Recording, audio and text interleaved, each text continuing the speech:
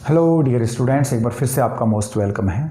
बच्चों, विद्युत चुंबकीय विकिरणों का अध्ययन करने के बाद अब नंबर आता है विद्युत चुंबकीय स्पेक्ट्रम का, क्योंकि पूरी एक कहानी है और इसको तुम पढ़ते आ रहे हो कि नील्स बोर वास्तव में परमाणु का मॉडल देना चाह रहे थे और वो परमाणु के मॉडल को देने से पहले स्पेक्ट्रम का अध्ययन करना चाह रहे थे, क्योंकि रदरफोर्ड वास्तव में स्पेक्ट्रम को नहीं समझा पाए थे। तो स्पेक्ट्रम को समझने के लिए उन्होंने मैक्सवेल के सिद्धांत को काम में लिया, मैक्सवेल के सिद्धांत को पढ़ा। तो मैक्सवेल का सिद्धांत पढ़ते पढ़ते हम आ चुके हैं विद्युत चुंबकीय स्पेक्ट्रम पर। तो आज का जो टॉपिक है बच्चों वो है विद्युत चुंबकीय स्पेक्ट्रम। टॉपिक डाल दोगे, ये होता क्या है, इसमें परिभाषा क्या लिखोगे। जब सभी विद्युत चुंबकीय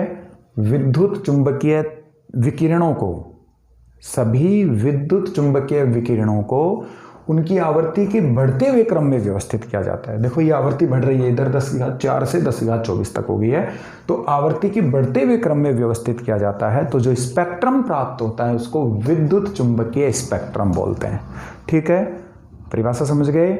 जब सभी विद्युत चुंबकीय विकिरणों को आवृत्ति के बढ़ते हुए क्रम में व्यवस्थित किया जाता है तो एक स्पेक्ट्रम प्राप्त होता है जिसको विद्युत चुंबकीय स्पेक्ट्रम बोलते हैं।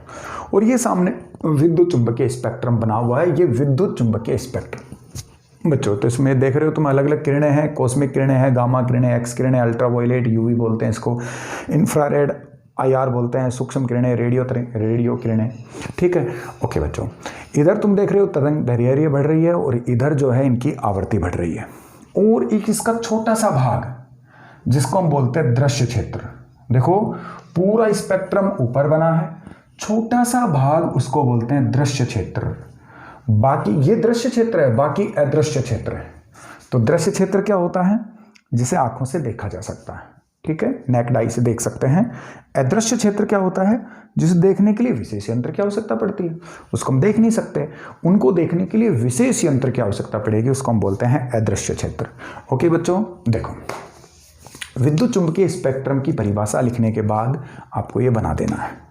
दृश्य क्षेत्र स्पेक्ट्रम के छोटे से भाग को बोलते हैं जिसे आंखों से देख सकते हैं, अदृश्य क्षेत्र जिसे आंखों से नहीं देख सकते। ओके, इसके बाद ये बनाने के बाद एरो लगा करके कुछ पॉइंट और लिखने हैं तुम्हें कि जैसे रेडियो किरणें हैं जिनकी आवृत्ति सबसे कम होती है, उनका उपयोग प्रसारण में किया जाता है। ठीक है, जो अपना रेडियो चलता है, रेडियो का जो प्रसारण होता है वो इसी आवृत्ति पर होता है, तो रेडियो किरणों का उपयोग प्रसारण में किया जाता है। एक लिख दोगे एरो लगा करके। सूक्ष्म तरंगों का या किरणों का उपयोग रडार में किया जाता है। ठीक है, रडार में किया जाता है। यहाँ एक बात समझो कि तुमने ऐसा न्यूज़पेपर में पढ़ा होगा कि कई बार ऐसा होता है कि दूसरे देश का कोई विमान अपने शत्रु देश का, मान लो कि अपने देश की बाउंड्री में, सीमा में प्रवेश करना चाहता है, तो ऐसा आता है न्यूज़पेपर में कि विमान आया तो था लेकिन रडार पर वो पहचान लिया गया।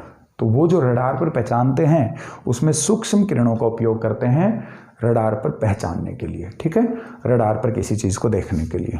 इंफ्रारेड का उपयोग लिखोगे कि यहाँ पर गर्म करने के लिए करते हैं।